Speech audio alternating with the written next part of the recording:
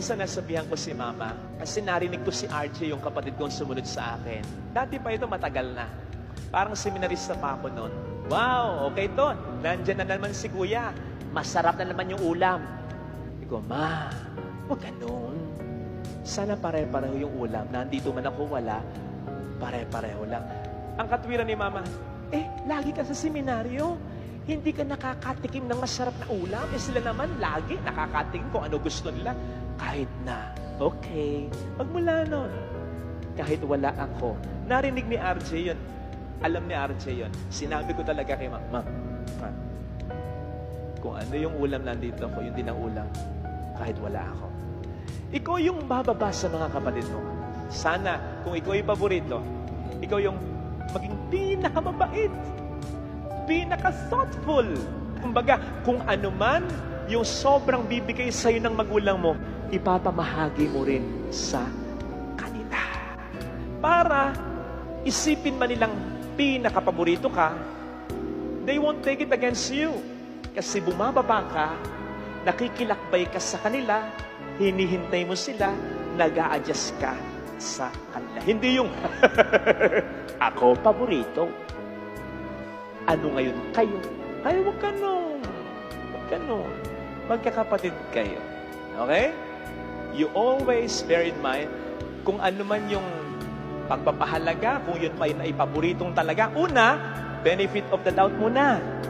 Baka naman nagkakamali ka lang. Maraming ganyan. Baka nagkakamali. Lagi na lang ako pinapagalit. Baka naman lagi ka rin gumagawa ng kalarantaduhan, no? Kasalanan, katangahan. Di ba? Isipin mo rin. Minsan ganun eh. Talagang mami-misinterpret mo. Lagi ikaw pagsasabihan kasi gumagawa ka ng kalokohan. Hindi ka nag-aaral lang mabuti. Kung magdamit ka, nakaganyan na. Tingnan mo rin ang sarili mo. Baka may rason at nami-misinterpret mo lang yon. Ngayon, kung talagang, Mother, sigurado ko, siya talagang mas paborito. Okay lang. That should not define you. Okay? Kasi katulad ng sabi ko kanina, magkaiba kayong dalawa ng kapatid mo. Ngayon, kung ilalagay mo yung sitwasyon mo at pakukulong ka sa sitwasyong yon, paborito siya, ida-down mo yung sarili mo, o sinong talo? Una pa lang, ikaw na yung talo.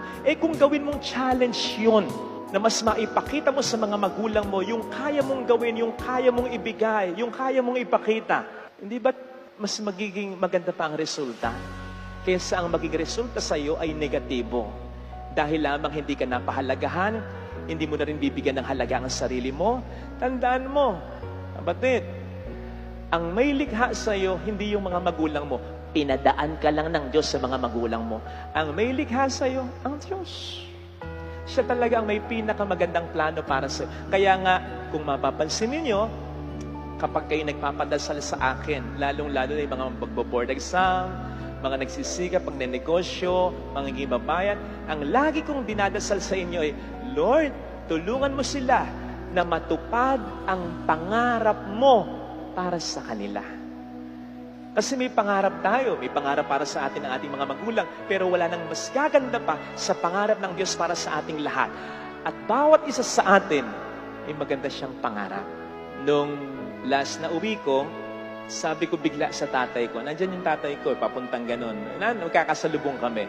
Sabi ko kay Papa, Pa, yakap! Papa, gumanon ako. Arms outstretched. Papa, yakap! Sabi ni Papa,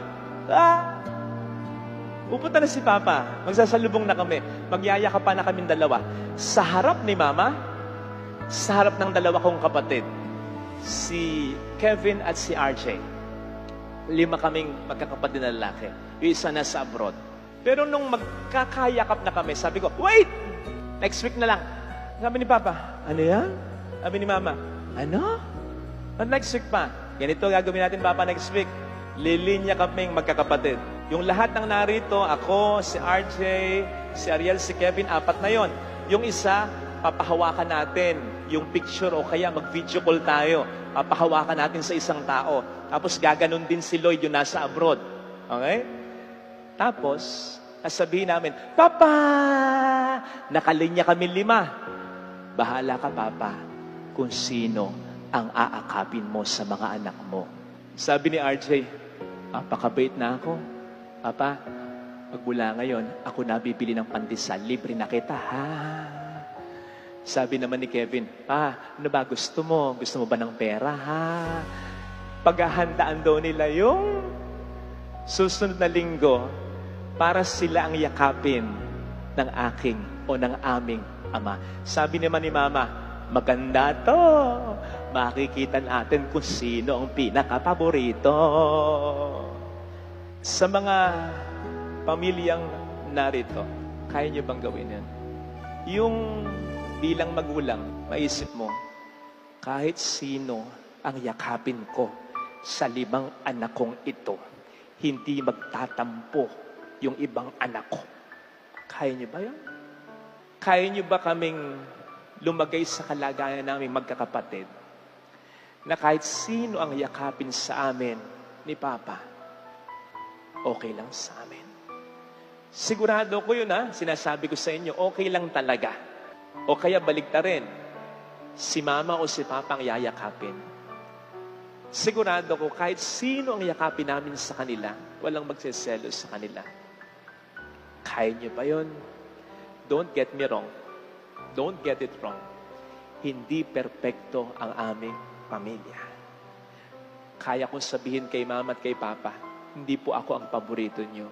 At one point, naramdaman ko yun. At one point, naramdaman ko yun.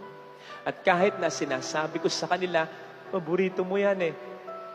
Kahit konti, walang sakit. Wala talaga. So, hindi perpekto yung aming pamilya. At one point, I believe, nagkapaborito rin talaga. Pero dahil nag-a-adjust lang yung bawat isa, dahil bumababa yung bawat isa, dahil minamahalaga ng bawat isa, may tampo man, may problema man, hindi eh. Pamilya tayo eh. Dapat buo tayo. Yung bang you set aside yourself for your family, yun ang epekto. Yun ang epekto. Mga kapatid, may solusyon eh. So wag tayong mahirati sa, paborito kasi yan eh. Wag ganun. May solusyon. Lalong-lalo na kung patutulong tayo sa Panginoon. At gagawin natin yung nararapat na pag-a-adjust at action. Sa ating unang pagbasa, nakita niyo yung pag-a-adjust ni Joseph sana. Yung kahit na may kakayanan siyang gumanti sa mga kapatid niya, hindi niya ginawa. Nag-adjust siya. Bakit ba healthy ang ating relasyon sa Diyos? Kahit na madalas pinapakita natin sa Diyos, may paborito tayong iba at hindi siya. Kaya nga tayo nagkakasala kasi may paborito tayong iba at hindi siya. Pero iniintindi niya tayo. Bumababa pa rin siya sa atin. Nag-a-adjust pa rin siya sa atin. Kasi more than His feeling, ang mahalaga, yung sa Kanya yung relasyon natin. Ganon din sana tayo para sa ating pamilya.